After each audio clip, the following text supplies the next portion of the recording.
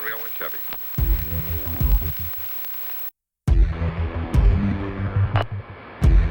Propagating truth in a world of lies. You are listening to the John H. Project.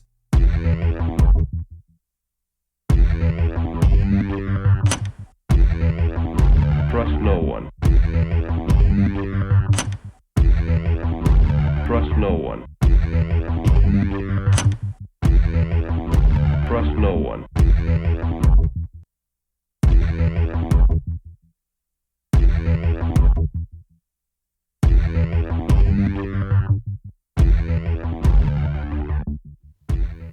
You found it. You're here. You're headlong down the runaway train that is the Anomic Age, and I am your host, John H. Happy to be back with you once again, hailing proudly from the coastal plains of the Old North State.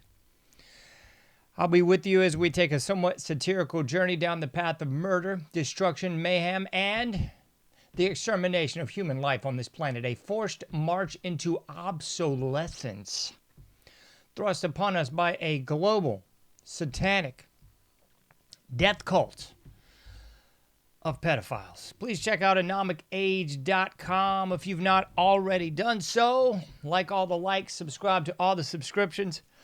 PayPal.me/anomicage, Patreon.com/anomicage as well. We got the Buy Me a Cup of Coffee. We got the Cash App. We got Satoshis. Free newsletter. Subscribe by email link. iPhone app, Android app, and so much more. Right there at anomicage.com. So, we're sitting at December 23rd, 2025, year of our Lord. And happy Saturnalia to everybody. All those pagans out there, happy Saturnalia. It began on mi Dia de los Cumpleaños on December 17th, and it shall end on the 25th. Just as the Roman calendar, the Julian Roman calendar dictates. So happy Saturnalia, everybody. I hope you got your tree up, got some evergreen, got some lights, got some candles, and got some gifts. Because we are definitely in the throes of the winter, of the winter solstice. And we definitely have to make sure that we do the appropriate Saturnalia ritual, or else spring and the summer solstice might not return. So happy Saturnalia, everybody. Thanks for being with me this evening. I will be taking you into the dark side of the AM, my favorite time. I'll be taking you all the way to the 24th. O diciembre anoche. So, we got some stuff to get into. We got a lot of stuff to get into. In case you don't know, now you know. What we're getting into this evening is the unseen rituals. We'll delve into the unseen realm. Exactly what we're getting into this evening, folks. It's kind of wild because I honestly think that I keep doing the same show sometimes because the humiliation rituals don't seem to end. I mean, the humiliation rituals are just rampant. So I think every other show, I just kind of cover the waterfront of the latest humiliation rituals that are going on at that time. And I always kind of tongue-in-cheek and say to myself, man, there's no way I'm going to have to cover humiliation rituals again. But a couple days go by, and the humiliation rituals just ramp up. And, I got to cover some more humiliation rituals.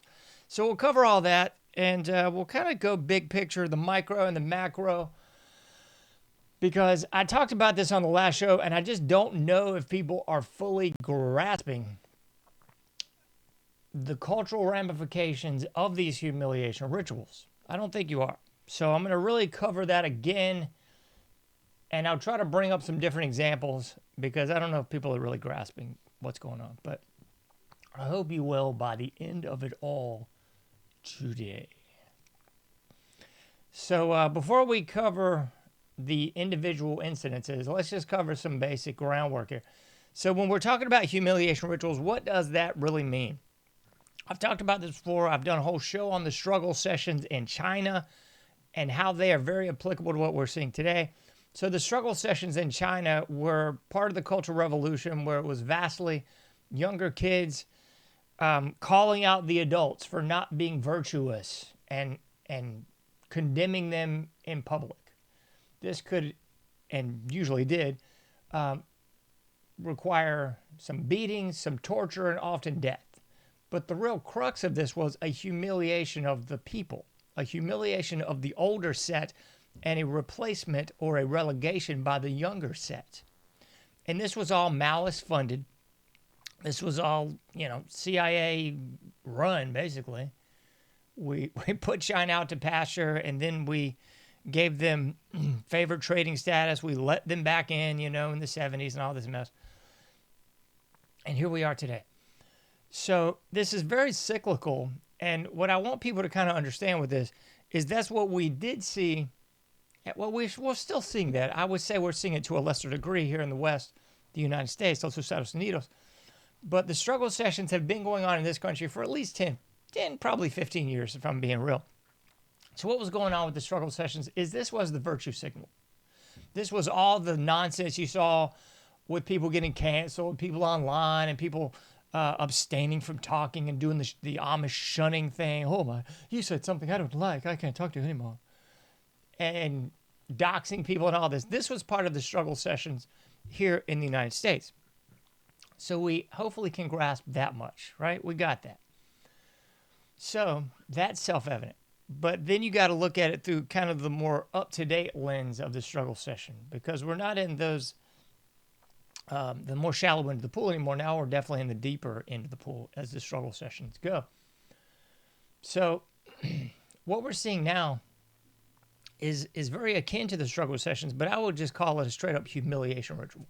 So every time you turn around, every time you look at your social media, every time you look at the news, if you will, you're seeing a real exemplification of a struggle session. You might not recognize it, but put your discernment ears on and eyes on, and you're going to see this for what it is. Just like, I go around the city all the time, and most people don't recognize what's going on.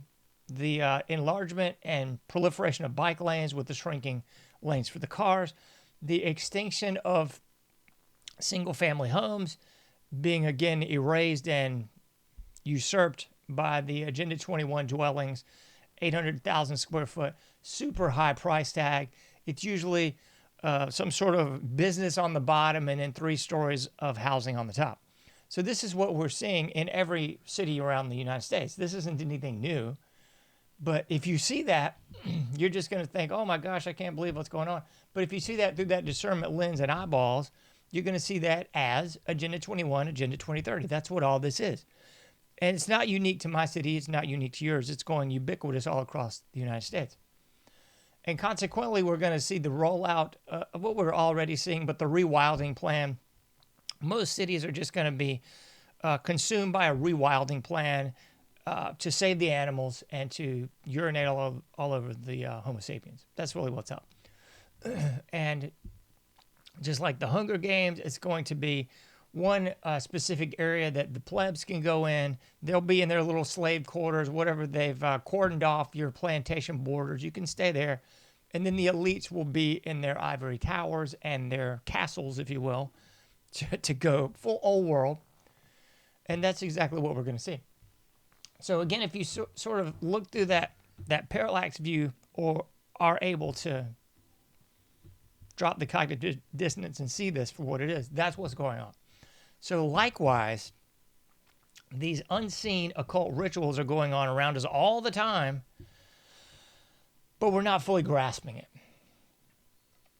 And I believe this is kind of more,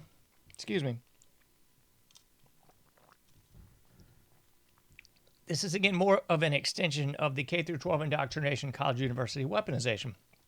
Because within those ivory towers and those institutions, that's where people are trained to think a certain way. So you're trained to believe that it's not Agenda 21, it's humanitarian efforts to save the wildlife. And when you see these different rituals going on, you're trained to think, oh, no, that's not a humiliation ritual. That's just someone else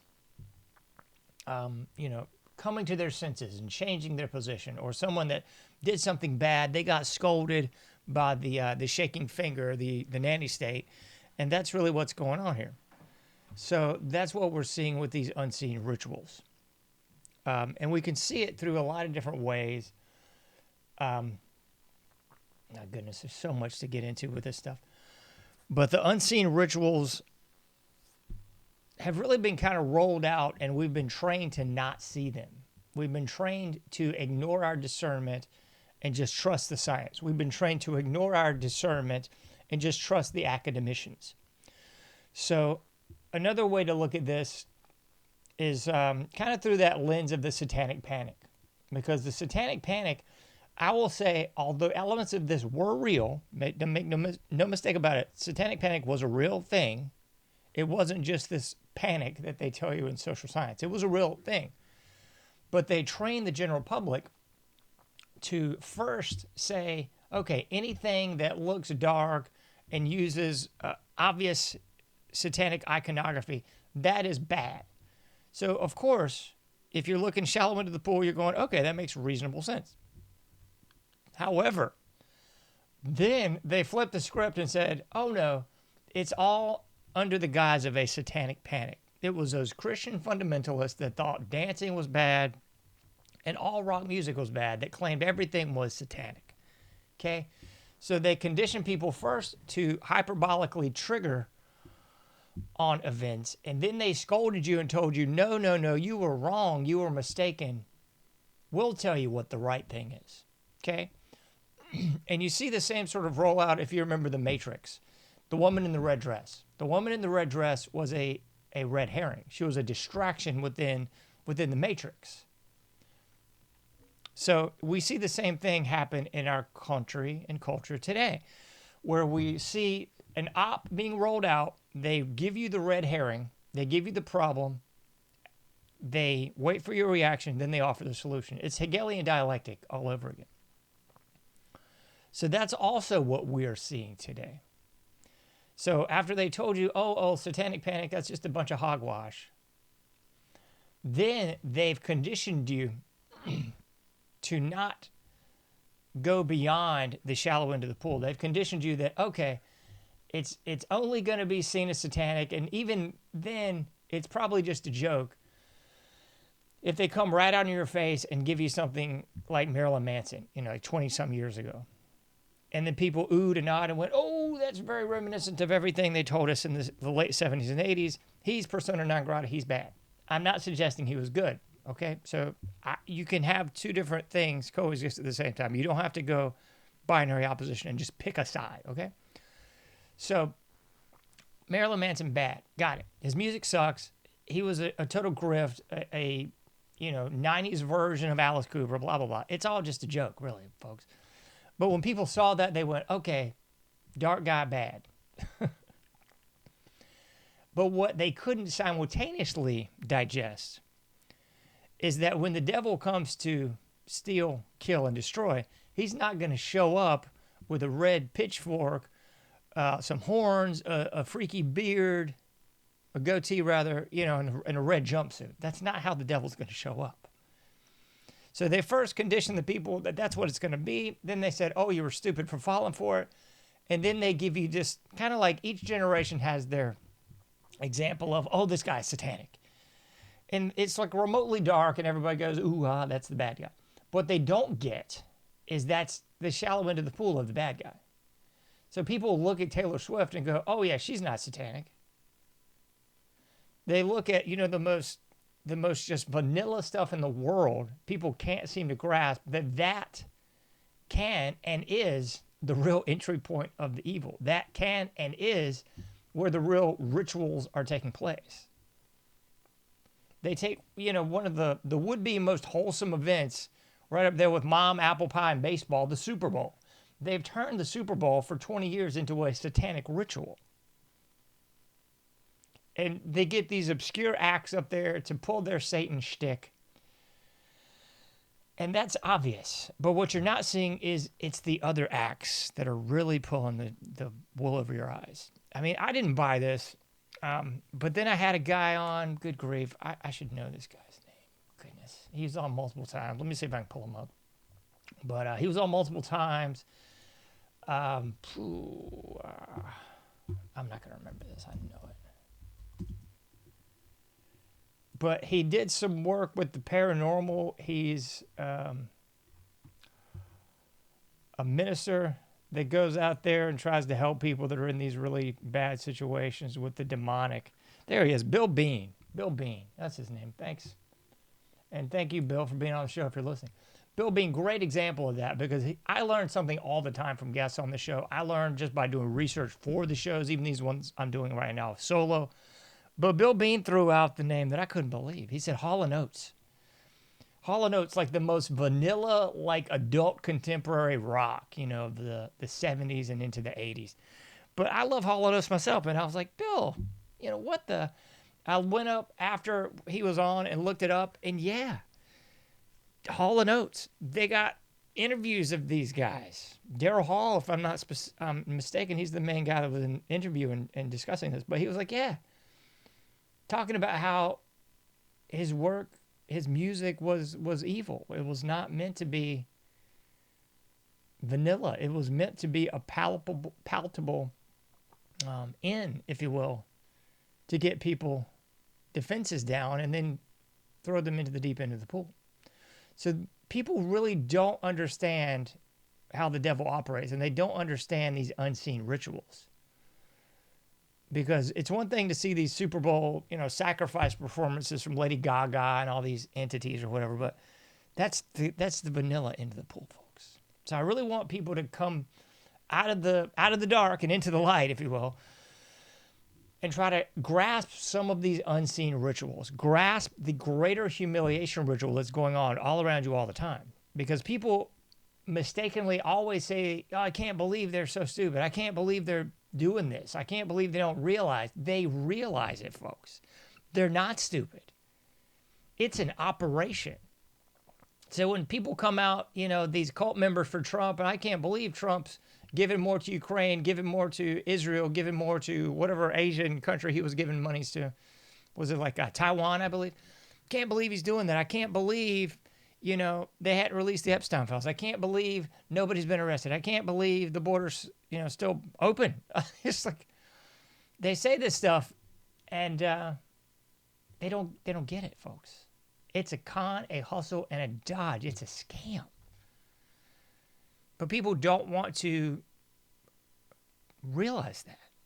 So they don't believe that it's a humiliation ritual. They don't grasp what trauma-based mind control is. They don't grasp what humiliation rituals are. So if you look back at the MK Ultra trauma-based mind control stuff, which was going on easily since the 1950s in this country and well on beyond that, still going on today. Just like... what was the church committee hearings in the early to almost mid-70s finally came out and said, oh, yeah, Operation Mockingbird. Like, all the major networks are controlled ops by the government. Yeah. I mean, the government has an office in Hollywood at these major studios that gets to discern what they disseminate regarding to the government. You don't think, like, all these big military action psyop movies like Black Hawk Down and... what was that other job mess? I can't remember. It was during the 9/11 hoax, the false flag there, where they were like, let's roll. That was it. It was the propaganda movie, Let's Roll. I guess it was like a TV movie. I can't remember. But it's all BS, folks. It's really what I'm trying to get you to understand. So people can't come to that realization that the trauma-based mind control has been going on for over 60 years, 70 plus, really. Of the CIA, the FBI, knowingly and wittingly putting the American people in harm over and over again on a national level to traumatize the American people. I mean, that's what the body bags coming back from Vietnam, like live on the news every night was in the 70s and late 60s. That's what that was about. That's what the Oklahoma City bombing was about. That's what World Trade I was about and World Trade II. That's what all this has been about. That's why they had to show you the towers falling down over and over and over for months at a time. That's why they had to show you Charlie Kirk getting shot over and over and over again, all over social media. I mean, they can censor one of my posts that criticizes X, Y, and Z, but they can show some guy getting shot in the neck or allegedly getting shot in the neck. I don't buy any of it. Allegedly getting shot in the neck for weeks at a time. So you've got this dichotomy where one is bad and one is good. One is bad and one is good. So it's pedophilia if so-and-so does it, but it's art if some artist does it, right? That's what this kind of sick crap is. You got Roman Polanski. Oh, he's a pedophile scumbag. Oh, he's a big Hollywood icon. So all the left tries to deflect him being a pedophile and still raise him up as this iconic director and producer and figure of Hollywood. He's a scumbag, folks. If you're doing anything involving the child and nudity, I'm sorry, you're a pedophile. That's what that's called. Okay? Just as plain as day. But the alleged they would have you believe otherwise. They would have you to try not to notice the rituals that are going on all around you all the time. So we've covered the trauma-based mind control, but what's the humiliation ritual about, John? Well, the humiliation ritual is really about humiliating the public. Getting the public to accept that there's nothing that they can do. Both parties are bought and paid for. There's no point in resisting. You're just screwed. You're humiliated. So we've seen this in psychology for decades. I mean, there's been psychological studies on this. Remember the shock plate and the dogs? Where they would shock the dogs and they would get them to just lay down on the shock plate because they were chained up and knew they could not escape. It's an old study. I mean, look into it. I can't recall the gentleman's name. I've covered it on the show like 10 times. I just can't even remember these names anymore. Let me see if I can pull it up real quick because I know somebody's going to die. If I don't pull it up for you, you're going to freak out. The Stanley Milgram experiment, not an experience. I guess it was an experience for the dog. But it's called learned helplessness. So part of the humiliation ritual is just that. It's learned helplessness. So it's getting the general public to just associate that there's nothing you can do. You're in learned helplessness. You've gotten shocked by the right. You've gotten shocked by the left. You thought Trump was going to save you. You were a moron. He didn't. There's nothing you can do. Learned helplessness. And it's also a way to denigrate and humiliate every single icon and hero and anyone else that's ever been uplifted as a possible savior. It's like the Albert Pike thing, where when they need a savior, one will be provided for them. Morals and dogma. Albert Pike. That's a paraphrase. So somebody's going to say, that's not the real quote. Okay, look it up for yourself, bozo. Don't care. So that's really what's going on. It's humiliation ritual. It's this sort of cyclical rise and fall of the proverbial tragic hero. We see this in our culture all the time. America loves to take shots at people, take people down, and then they get on a grovel tour and apologize. And, well, it's okay. Let's let bygones be bygones. Come on back in the fold. You did your best. We'll forgive you. If you haven't grasped that, it's cyclical in our society all the time. That old Bad Religion song, build me up, tear me down, like the skyscraper. That's what we love to do, man. Oprah was synonymous for that garbage. Have some boob on that, he beat his wife. Oh, he stole money from the company. Oh, he was a big celebrity and was caught cheating. Oh, blah, blah, blah. And then before you know it, well, we've taken a lot of shots and taken a wee-wee at this guy. Well, it's time to raise him back up again. After all, we're America. We're the land of second chances. And that's what we do, folks. So that's what we're seeing 8 days a week and twice on Sunday. That's what we're seeing all over the social media, all over the news, all the time. That's it. And if you haven't figured this out, I believe this to be kind of self-evident at this point, but the major rock stars, if you will, I mean, this stuff's just hilarious at this point in the game. I had this dang name and I've forgotten everything. But the major rock stars, yeah, Frankie Valli. Thank you. Frankie Valli is one of the ones that I mentioned on this show about a year ago. But I do believe this is absolutely the case now. Everybody that's a big star, especially the rock variety, I do believe that there's a contract signed.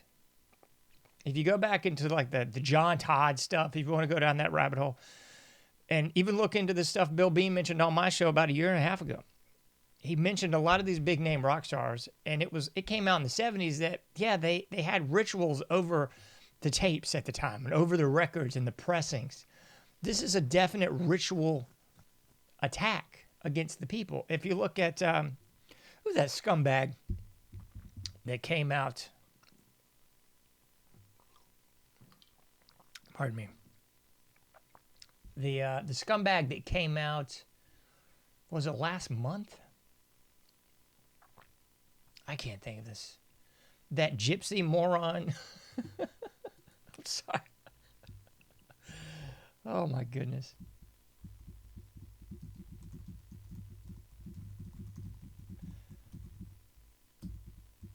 Oh man, let me see her name. Yeah, this makes me so mad because Fleetwood Mac. It's like the third time I've had to fact check myself because I have no notes whatsoever for the show. Zero. I have like an old note thing under the desk here, and it's from like 3 shows ago. Fleetwood Mac, the singer, the main woman for that Turkey band, came out, I think last month. It was all over social media. It was like she was so glad she had an abortion so that Fleetwood Mac could go on. You know, right before they got it big, she had a pregnancy, and well, that just didn't work out with her schedule. So she had to kill the baby so they could go on and have the drug-addled, you know, debaucherous crud that is Fleetwood Mac. But kind of like I said before, Fleetwood Mac was palatable mainstream pablum at the time. So juxtapose that to something contemporaneous at the time, like, I don't know, like Kiss, Led Zeppelin, like contemporaneous stuff that people went, ooh, that's dark. Alice Cooper, ooh, that's dark. But Fleetwood Mac, oh, that's perfectly reasonable, you know, adult contemporary rock. This is the kind of crud that still is played and still tours to this day. But to my point, I'm convinced that these big acts definitely have a contract, and part of that contract is a humiliation ritual. Part of that contract is you will play until you are dead. Because you saw that with Frankie Valli. I mean, I hope he's still alive, but I saw him all over social media about 9 months ago, and it was just him obviously standing there completely brain-addled, not singing, backing track, background singers, full band, the whole nine, and it was sad. It was pitiful. Okay? Flash forward to the last few months, you've seen the same thing out of Vince Neil from Motley Crue. You've seen the same thing from David Lee Roth, from Van Halen. You've seen the same thing from Rod Stewart. You've seen the same thing from AC/DC. This is just a cycle, folks. We raise these demigods up. We worship these people. And then we allow them to crash and burn. And you've got the sycophants that go out there and say, well, he's still having a good time. Yeah, he's not really singing anymore. Yeah, this sounds like garbage. Yeah, you're paying exorbitant prices for this crud, but well, he's earned it. He's having a good time. Let's not be mean to David Lee Roth or Vince Neil, you know? There's something about this, folks. It is a humiliation ritual. It is the rise and fall. It's that old behind the music thing. Behind the music. Big Reed always says, the true Hollywood story. Shout out to Big Reed. Exactly. But this is all on contract, folks. Most of these big sports stars, I'd say 9 out of 10. Once they leave the game, the gridiron, what have you, they're not even recognizable. They put on 50 pounds. They're living, you know, way under that big lifestyle that they once had. It's sad. It's the humiliation cycle of the sports star. It's the humiliation cycle of the entertainer. Who's that other giblet head? Machine Gun Kelly. You've probably all seen his terrible mess all over social media too. He is not even close to what he once was. He originally came out as like this white rapper a la Eminem of the 2000s. And now he's relegated to, what is it, some sort of 98 degrees kind of dribble. Ever since he got with Megan Fox, another occultic bimbo. You know, it's just like, but this is what people aren't grasping. This is what people aren't seeing. They're not seeing the unseen rituals, folks. They're just not seeing it. I don't know why you're not seeing it, but you should be. So we've tackled the humiliation rituals as it pertains to the entertainers, the sports stars. Pardon me. And we've looked at it through the lens of trauma-based mind control and how it sort of couples up with the trauma-based mind control and the humiliation ritual to just lead the general public into the realm of learned helplessness, into the Stanley Milgram experiments of learned helplessness. That's what this is all about. It's training the general public that you cannot resist. It's like I've said a million times, you put the stake in the ground and you chain up the baby elephant.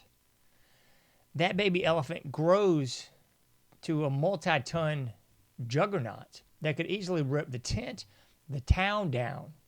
But in its own mind's eye, it is still in that area of learned helplessness. So as an adult elephant, it does not perceive the ability to kick the tent stake up and just haul buggy down the road. And that's what they're doing with the American people.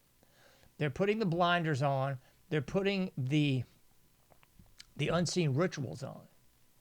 Because they've got most of the general public conditioned to the fact that no rituals are even going on.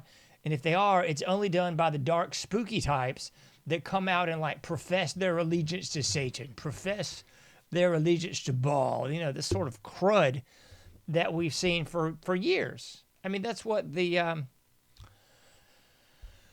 Satanic Church was all about. Anton LaVey. I mean, that was not real. That was a gimmick. It was real in the sense that people believed it. It was real in the sense that they were promulgating debaucherous lifestyles of free love, do what thou wilt shall be the whole of the law. They were promoting that kind of mess. But it wasn't real in the sense that it was it was like the training wheels of what was really going on. But it got the general public to go, look, that's the bad guy. It's like Michael Aquino with his stupid eyebrows. It's like, look, that's the bad guy, the guy that dresses like the part. The guy who dresses like Dracula, dresses like Satan, whatever. But you fail to see the evil that's right in front of your face. You fail to see the things that we're seeing on the screen and that we've already talked about and addressed in this show thus far. But how this impacts the culture is the real big picture, because it impacts the stars, it impacts the individuals, but how does it impact the culture? Well, it impacts the culture because it conditions us to be humiliated. It conditions us to be the butt of the joke. It conditions the American people to be the minstrel show. And it conditions the American people to perceive their heroes as being just one step away from a big folly, one step away from pulling out the chair for Netanyahu, one step away from making out with some wall, one step away from turning your back on your base and saying they're not real MAGA anymore.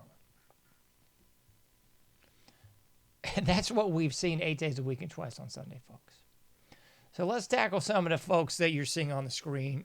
Obvious, you could put Trump up there as the demigod of demigods and the most obvious example of an unseen ritual ever since he took office, really. I mean, it really showed its face when he pulled out the chair for Netanyahu. It further was exemplified when he turned his back on his base and said, oh, you're not real MAGA if you're not up Israel's rear. It continued to show itself with the continued funding of Ukraine, the continued funding of Israel, all that.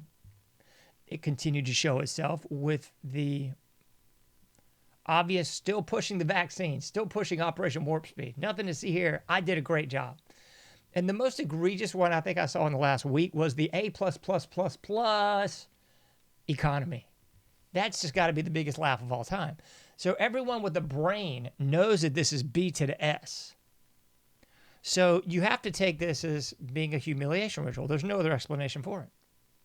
I mean, you just don't flip on your whole base like that unless this is a signed and sealed and delivered humiliation ritual. Make sense yet? What else we got? We got the low-hanging fruit. I'm going to hit them last. Some of the more higher echelon turns for me has got to be the Charlie Kirk incident. The Charlie Kirk incident is just out of control crazy. I'm going to pull this one up. Let me see. This is that guy, Cabot Phillips. I'll tackle this because everybody. Well, I'll take that back. Some people have figured this out. Cabot Phillips. Okay. What the bleep has he got to do with anything? He's the editor, the senior editor. Pinky's out. He's the senior editor of Daily Wire. We obviously see the connections with Daily Wire, Ben Shapiro, the fake conservative front, the rhinos in chiefs, all the jive mess that you should have already known. But what I find kind of funny about this is what was revealed, I believe, in the past week, or at least to my eyes. We got Cabot Phillips was allegedly dating old Erica Kirk. Dating old Erica Kirk a little bit before Charlie. And the weird thing is old Charlie was friends with Cabot, playing a little basketball even. I talked to somebody the other day who actually spoke with Charlie a couple years back. I want to talk to him further about it. Shout out to Mark if you're listening, buddy. Shout out to Mark with Wisdom and Knowledge 5. I hope it's not 6, I swear. I think it's Wisdom and Knowledge 5. Anyway, shout out to you, Mark.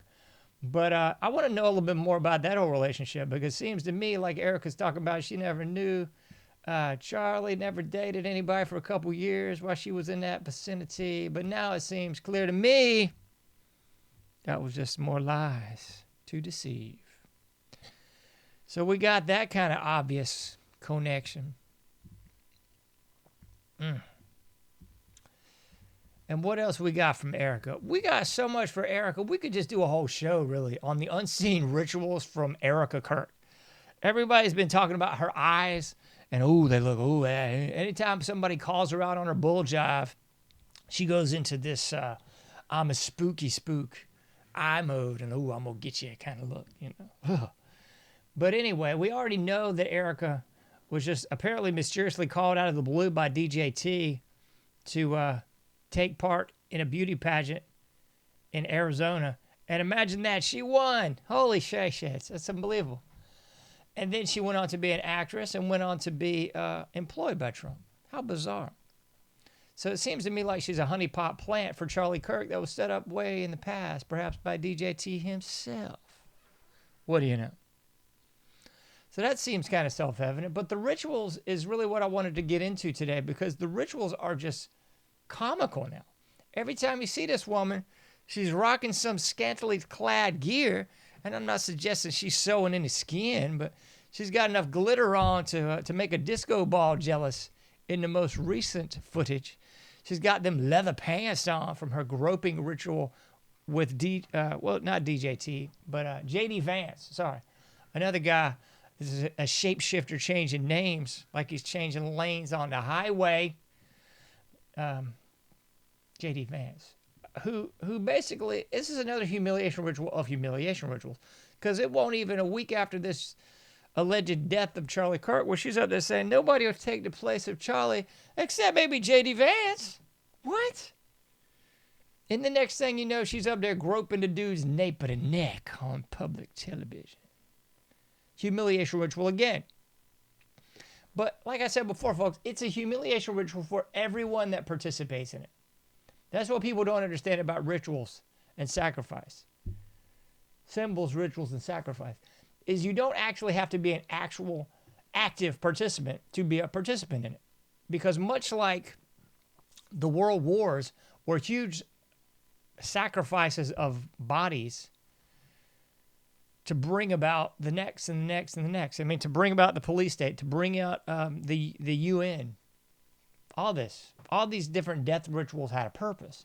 So you didn't have to actually be murdering somebody. You just had to be part of the shtick, part of the act. So when the Aztecs were killing thousands of people a day, every single person in the Aztec Empire wasn't actively gutting people and pulling their hearts out. But it was an active sacrifice conducted by that culture, so it was reflected on all the members of that society. So that's what we see with the trauma-based mind control, and that's what we also see as these rituals of humiliation unfold.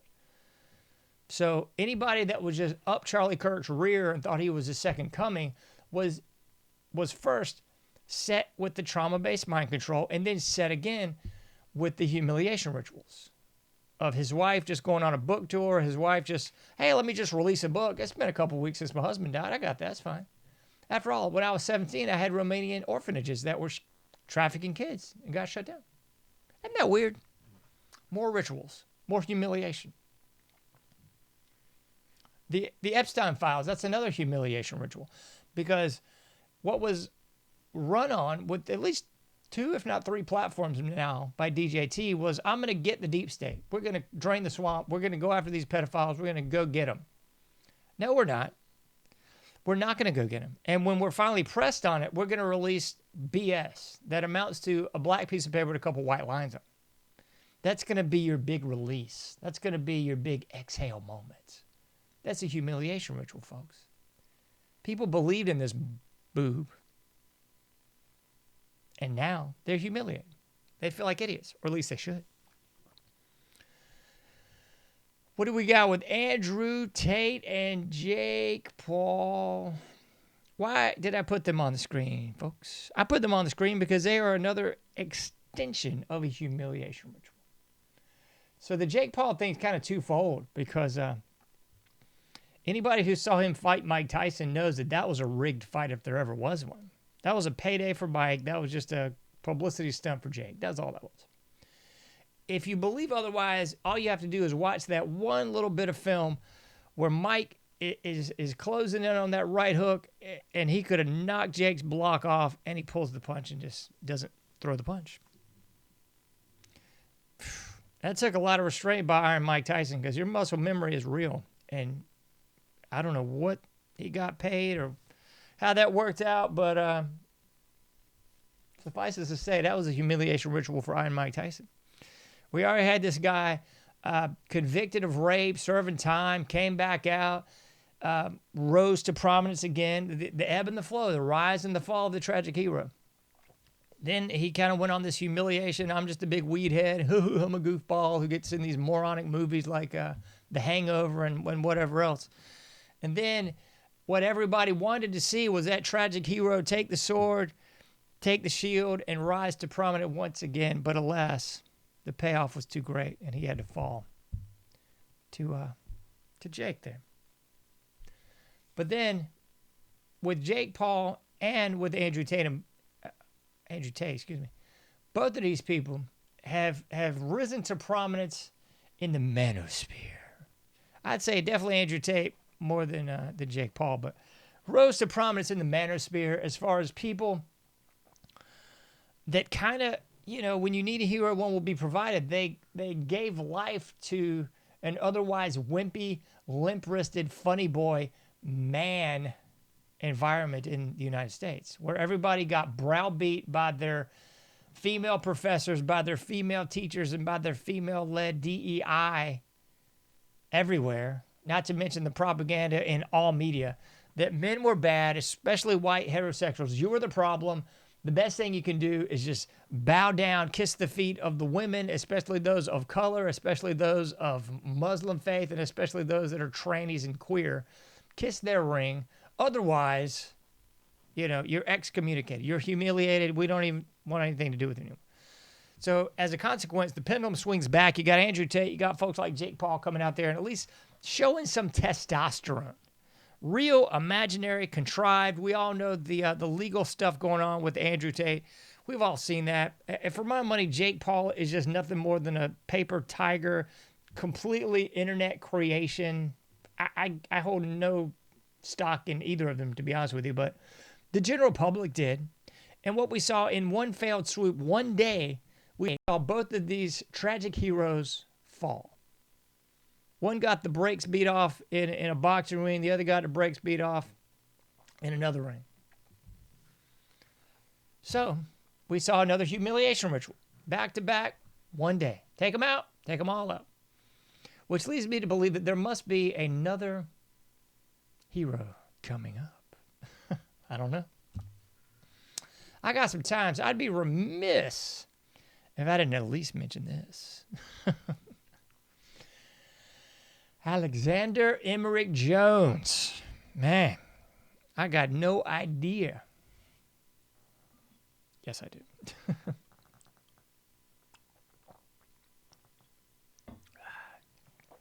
Anyone who's followed his work for any length of time can tell there's a difference. I don't give a crap how many people come out and support him, how much he wants to belabor these points. There's a huge difference in the person that was once Alex Jones, whatever that is. Most people are going to say, oh, it's really just Bill Cooper, that they did away with Bill Cooper and basically propped Alex Jones up to be the next Bill Cooper, let him earn all this money, do all this stuff, and like the ebbs and the flows of the tragic heroes, it's time for him to go. So that's what I would say with this. That's exactly what I think. But he did put out some good information for a little bit. Just couldn't seem to circle the real marauders on the map, I don't think. I didn't even know he was getting divorced again. I saw this today when I was just kind of looking up, doing a little background information because I haven't watched InfoWars in so long. But apparently both he and his wife have a restraining order on each other or something, and they're excuse me, both filed for divorce. So I don't know. Whatever the case may be, I don't know. I see handlers all over the first wife, and I don't know what's going on with the second. Maybe just a little. Well, I do know what's going on. If you look at the reel on the second wife deal, you're gonna see some little what? You're gonna raise an eyebrow on it. That's not gonna be my thing to discuss on this show because I ain't here for that. I am here for the humiliation ritual side of things, though, and I think that's exactly what they're doing with Alex Jones. They basically said you went a bridge too far when you dared to question, even at the most innocent level, the Sandy Hook false flag. But once you did that, then we had you by the short hairs and we could fully control you. We controlled you a little bit before, but then we just said, you know what? You're not going off reservation again, and we're going to fully control you this time. Because he came out, I guess, about 24 hours ago, just lambasting Candace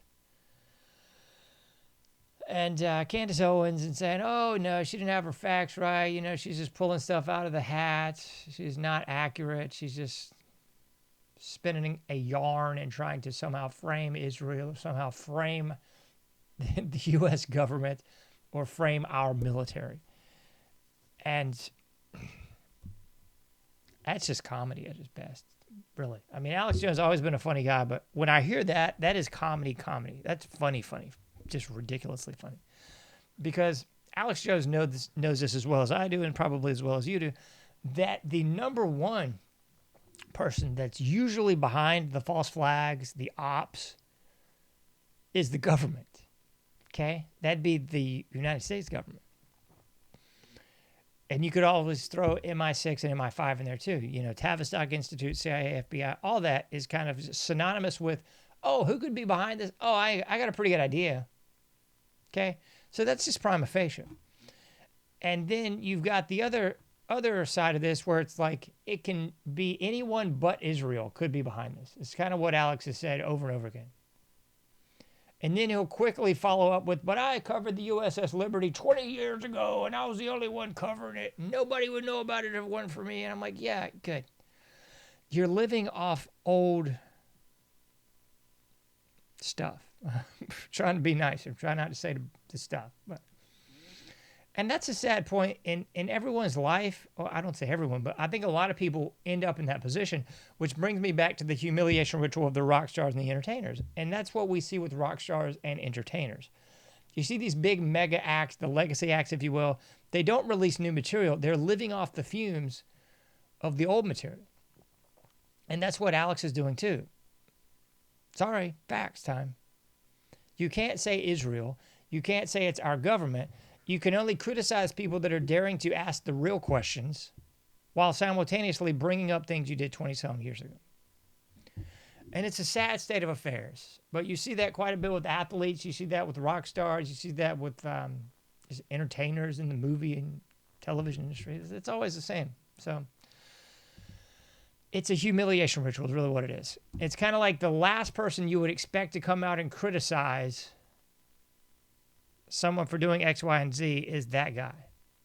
It's almost as if you had Sammy Sosa, Barry Bonds, or Roger Clemens come out and criticize younger players that are doing steroids.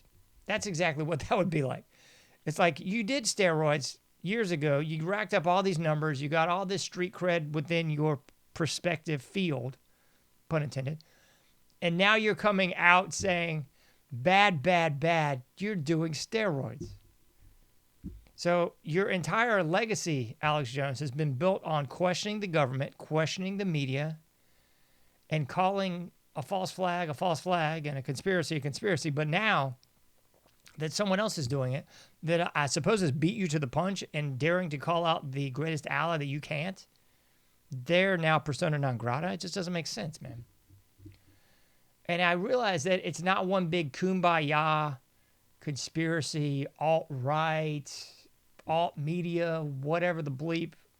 That's just a complete fallacy. That's not how it is. But having knowledge that that's not how it is, you would think that a big name in the field like he would definitely say, hey, you know, I've had my time in the sun. I'm still a big name on the block. I don't have to criticize Candace. I don't have to agree with Candace. He can just continue his it's the globalist and it's the Muslims mantra. Just ignore it. Who cares? So again, I think that just does a disservice to him, his legacy, and even those of us who are actually questioning stuff. It makes everybody look like a clown, and it's a vast humiliation ritual, John. That's what it is. I am dying for some reason. My throat.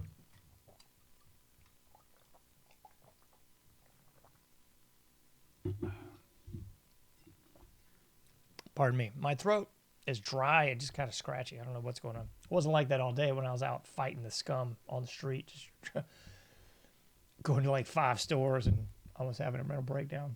Just kidding, folks. No mental breakdown on the horizon. All right, we got the low-hanging fruit, the obvious. We'll cover this succinctly and call it a day. You got Nicki Minaj. Nicki Minaj is now helping out Turning Point USA, I guess. I can't recall what the name of their stupid tour is or whatever. They've got all these... Excuse me. They've got all these big-name boobs in the rhino fake conservative field. If you're wondering who these big-name boobs are, look no further because I can show you. Let me see. I'll pull this one up for you because I know exactly where these folks are. There they are. Let's put this on the screen.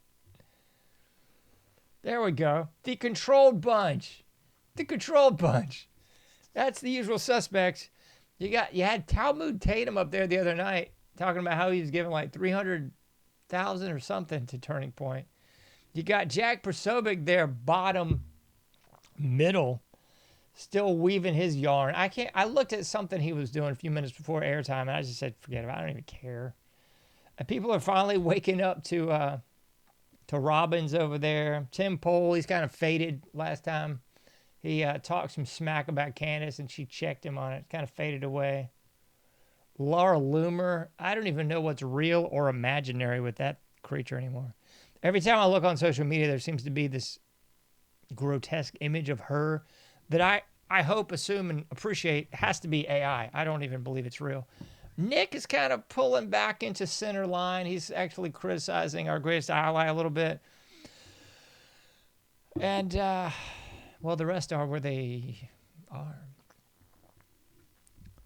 So back to some obvious weird jive. Nicki Minaj. Erica Kirk brought this person up on stage, I think about 24 hours ago. So she's going to be the new darling of the right. And like I've said, in the rock or music industry, everything is cyclical. So if you want to go back to Little Kim, was kind of like the 90s black harlot that everybody on the Into That Mess aspired to and thought, oh, she's the hottest whore in the hip-hop world.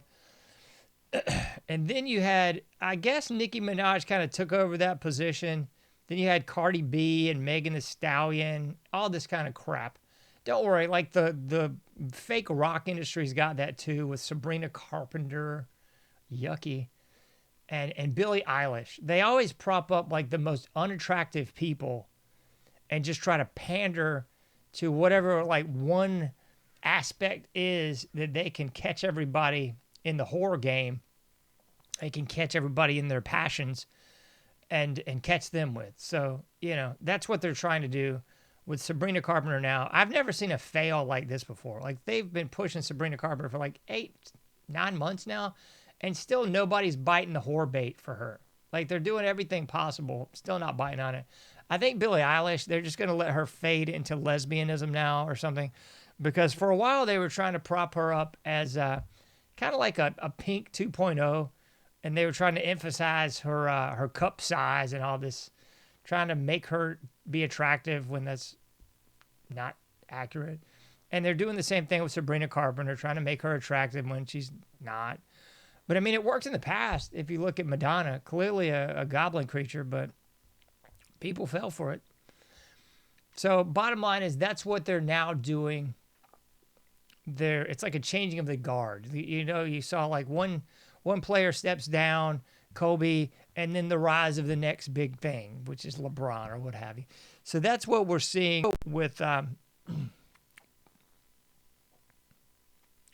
on this chick's name. I just ran over like all the names. Nicki Minaj. There it is. That's what you're seeing now with Nicki Minaj. She's obviously been used up for all of her selling that kind of BS, Little Kim of the 2000s garbage, the hip hop whore of the 2000s. Her time with that is spent.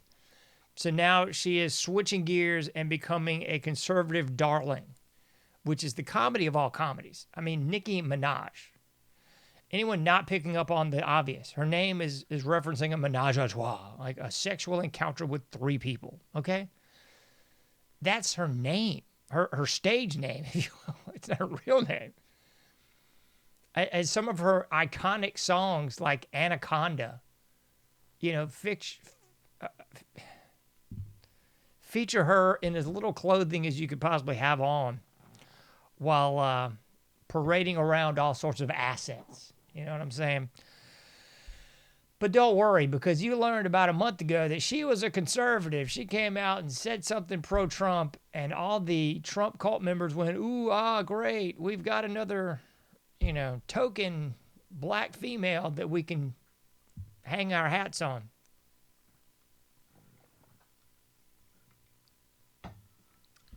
So they did. And they have. Because Erica Kirk, I guess, in the midst of, 5th performance of the pyrotechnics, the glittery suits, the tight leather pants, the whole 9 yards, this is just how she grieves, folks. I don't know why you would think that's a humiliation ritual. It is. But, I mean, who would have thought? Like, she's humiliation ritual on herself and the general public, the followers in that cult. Right? That's what you should be taking away from this. But here's where the humiliation gets even more complicated. Because you've got video out there of Charlie Kirk calling out Nicki Minaj by name and saying, she's kind of doing a disservice to the black community by going out there and being the token whore of the hip-hop culture for 15 plus years. That's not the sort of example, I'm paraphrasing Charlie Kirk here, that's not the sort of example that should be promulgated for young black women to follow. Okay? That was pretty much a good paraphrase of his words.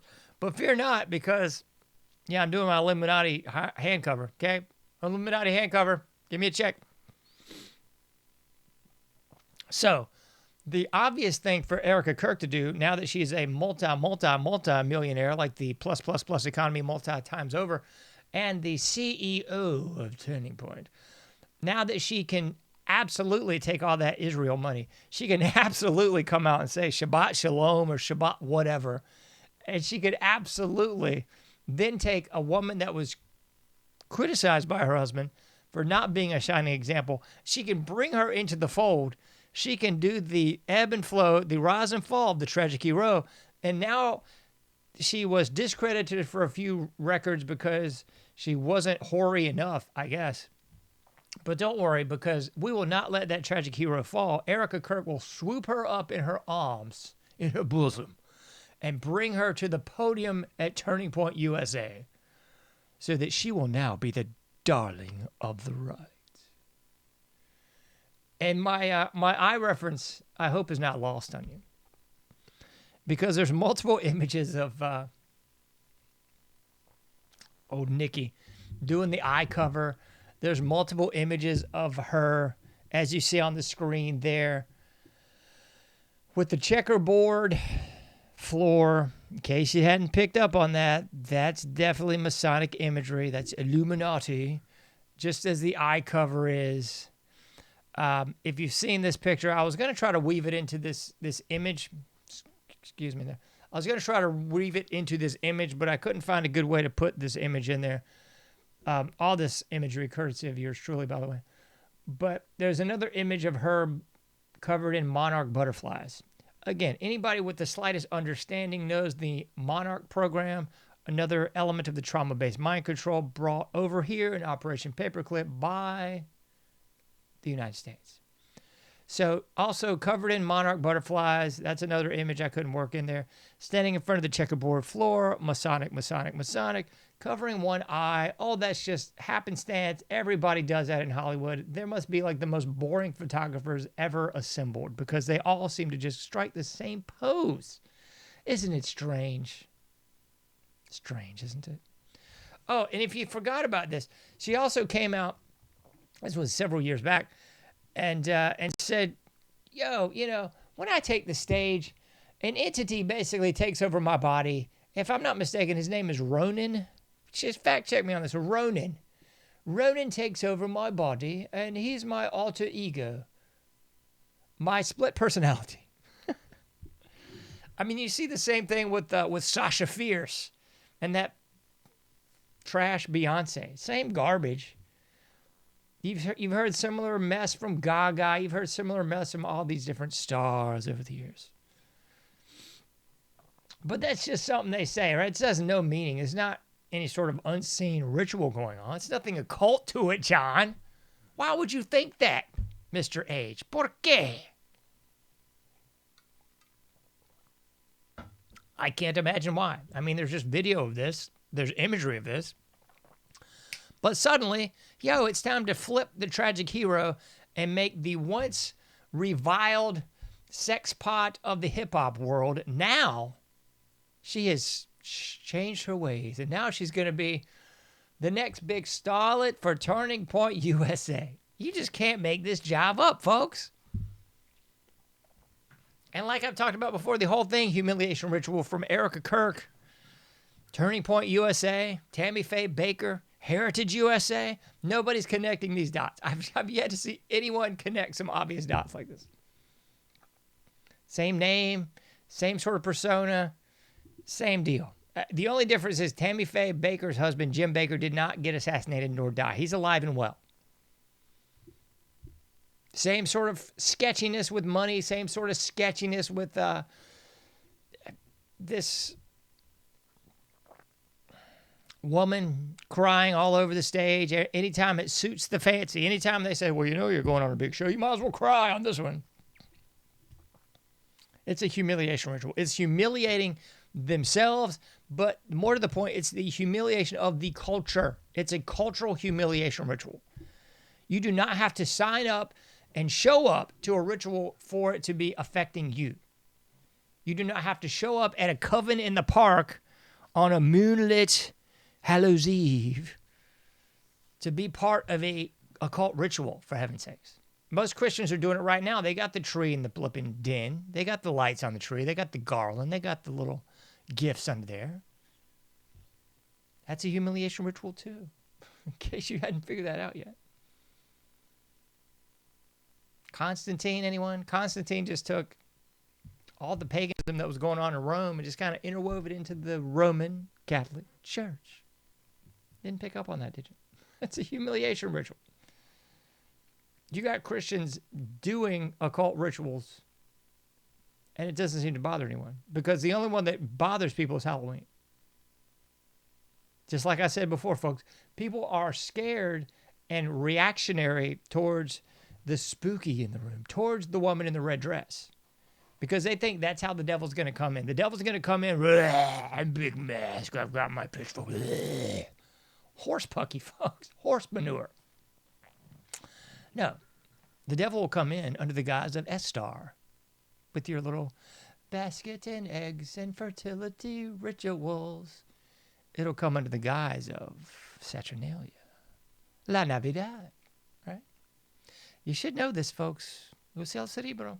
Es importante. All right, I've gone over time a little bit, but not too much.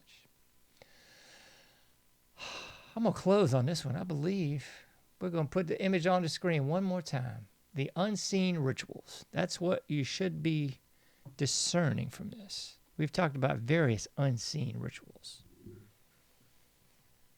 The blindfold, that's another very Masonic ritual. The hand in the vest. All these are unseen rituals, folks. You see this all the time on social media with your favorite celebrities. How many times have you seen a hand in the vest like this? It ain't just Napoleon and George Washington doing this hundreds of years ago. It's people all over your TV and radio today. But it's an unseen ritual. It's not grasped by the general public. And people think that if they just don't acknowledge it and don't grasp it, then it's no longer real. But it's kind of like the conscious and the unconscious. That's exactly what it's like, folks, because something can be going on and affect your subconscious. You don't actually have to initiate it. You don't have to acknowledge it even. That's how the conscious and the unconscious mind works. The unconscious mind's always working. I mean, that's how propaganda was used hundreds of years ago. That's how the subliminal messaging was used 50 years ago. Because the unconscious mind picks up on everything. It registers in the subconscious mind. Like that old Suicidal Tendency song. Doesn't register in the conscious mind as propaganda of another kind. Don't bleep with me subliminally. Don't bleep with me subliminally. That's really kind of what this is. It's subliminal on so many levels. These are unseen rituals. They're not subliminal like they're showing you a quick clip during the movie to get you to go get some popcorn. They're showing you all these unseen rituals right before your eyes, but you're not seeing the forest for the trees. You're not seeing what's really going on. You're just seeing it at the surface level and saying, ooh, spooky guy in a mask, bad. Everything else, fine and dandy. Halloween, bad. Christmas, Easter, fine and dandy. Alice Cooper, bad. Marilyn Manson, bad. Hall & Oates, fine and dandy. Oh, my gracious goodness sakes alive, folks. Happy Saturnalia. I don't know if I'm going to put out a live show on Thursday. I have a feeling it's going to be a recorded event, but I wish and hope that everyone has a very Merry Christmas. Happy Saturnalia. Whatever you want that to be, I hope it is that for you. The most important thing you should do this holiday is not buy into the bull.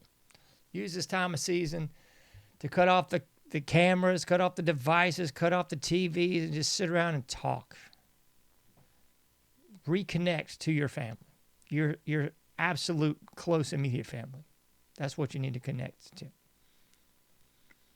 Align your little deck chairs and talk. Real talk that actually matters, not what are you watching on Netflix. That's dribble for morons. That's what you need to do this holiday season. Get some rest. Eat some non-GMO organic food. Do a little exercising if you can.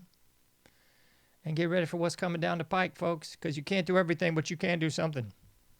Get out there, do your part, make a difference, and I'll be seeing you sooner than later in the Anomic Age.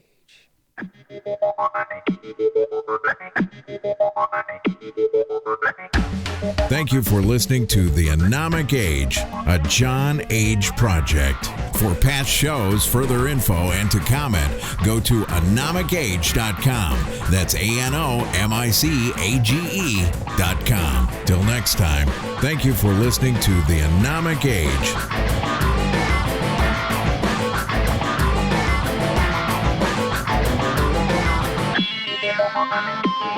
Thank you.